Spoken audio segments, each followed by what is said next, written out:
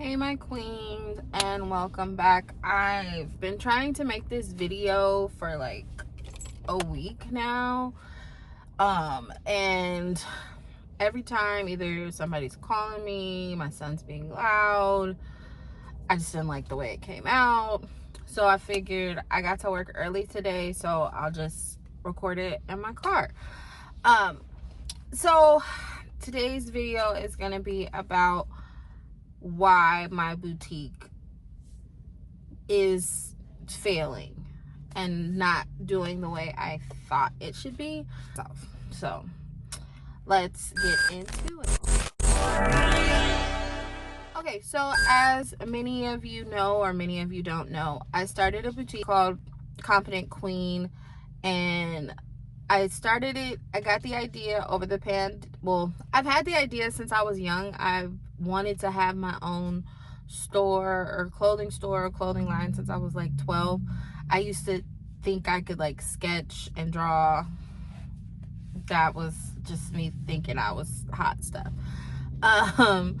But life happened, and so I didn't pursue that. I found myself not working, and it wasn't because of the COVID or the pandemic or the panorama, but it was because I had lost my job in 2019, and I didn't work again until September of 2020. So it was all during that time that I kept feeling this idea of start your boutique, start your boutique, start your boutique, start your online store, do something, start a design, do something. So I finally did it. I got everything I needed, but then because I wasn't working, the funds weren't there. So then I was like, okay, I'll wait for tax return. Got tax return, and instead of doing the right thing, I gave it out because that's just me. I gave a lot of my money out, and I had to buy a car. It was a lot of different things, and not even this car. It was a lot of different things going on. So long story short, I didn't start. And so then when COVID happened, I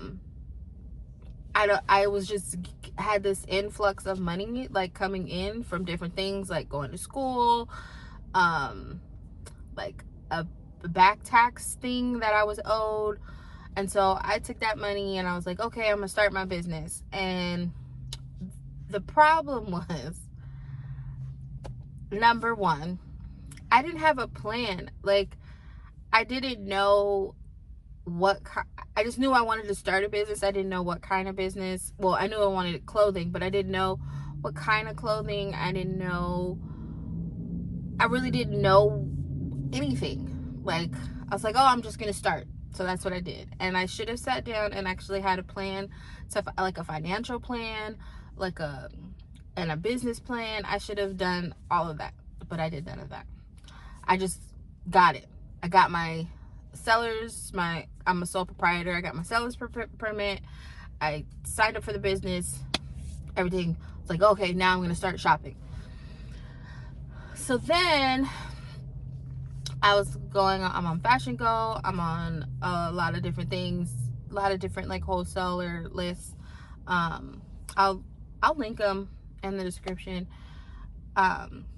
If you're looking for wholesalers to start a business. So then I was looking on those things, and I would just buy stuff that was cute, that I thought was cute, but nothing went together. So number two, I had no brand identity. You need to know what your brand is. Like, what do you want people to think of when they hear you? So like Fashion Nova, what you think of. Target, what do you think of? Walmart, what do you think of? All those things. And so because I didn't, again, going back to number one, I didn't have a plan. I feel like if you have a brand identity, then you know your target audience. So I had no brand identity. I was just buying things that I thought was cute, and nothing went together. If you look on my website, you'll see nothing goes together. Nothing at all. You wouldn't know what I really was like trying to sell or anything. So that was number two. Like, I had no brand identity, so I was just buying things and essentially wasting money because people weren't buying it. And because it wasn't a look. Like, I learned that if you put a look together and it'll kind of show you the idea of what the company you're buying from is. And I was just buying cute things, so that's why. And then number 3, I had no marketing strategy. And I feel like this is also really important, because with the marketing strategy, you can kind of push things out on your Instagram in a certain way so that people kind of know, oh, this is Confident Queen, this is Fashion Nova, this is what they do. Like, they know how to market and package their ads properly.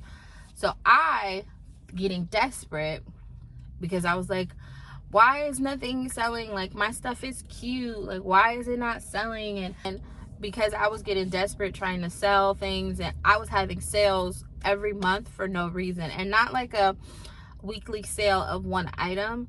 I would mark down items to almost the price that I paid for them. And or I would have like it was February, so I had 28% off, and then March I had 31% off, like, just to try to sell things. And then even on my Instagram, if you look, I'll scroll it right here, I'll scroll it up here, but on Instagram, like, you can see like sale. And I had a friend tell me, like, how is anybody going to think that your quality is good if you're always having sales for no reason? Like, there's no reason for the sale. It's just like sale. So that, I think, contributed also to why I failed. And then also, the 4th reason I think that my boutique or my store is like failing essentially, or didn't do well, is because I didn't take it seriously. I didn't plan things out. Like, my pictures are cute, but they're not high quality. They're not gonna make you want to buy.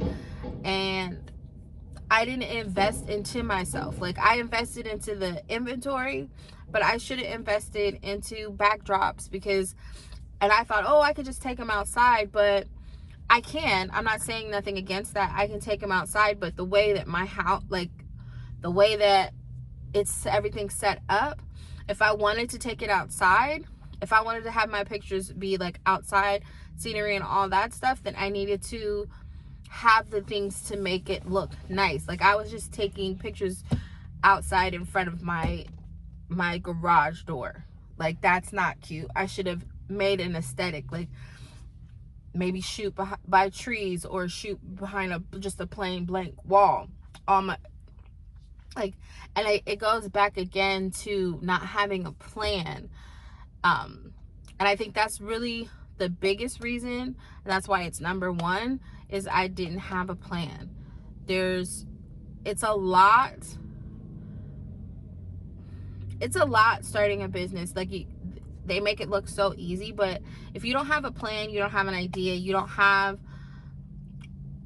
a clue on what you're doing, you're not gonna do well. It's just not gonna work. So I'm not completely giving up on my business, but I am re-strategizing. So how I'm re-strategizing my business: number 1, I am working on a plan. So I've been working on that right now. I'm working on a plan. I'm trying to sit down and really figure out when I want to launch. I haven't figured that out. Like, the goal is September, but I want to actually have more time.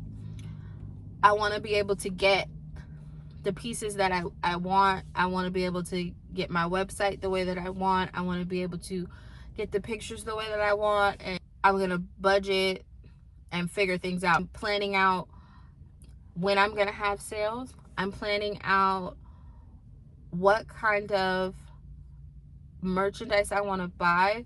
Like, who is the woman that's going to shop at my store. And I'm really taking it seriously. Like, I've been on Pinterest looking at things and kind of like putting a little mood board together to kind of show, okay, this I think is what the same woman would buy, and that's kind of my aesthetic. I'm saving to invest in a website designer. I'm investing in better lighting stuff, or picture taking things. I'm still debating if I'm gonna just do a white backdrop or if I'm gonna do action shots like outside. But even if I am gonna do them outside, I'm gonna make sure that they have a plan and it's a theme and it goes together.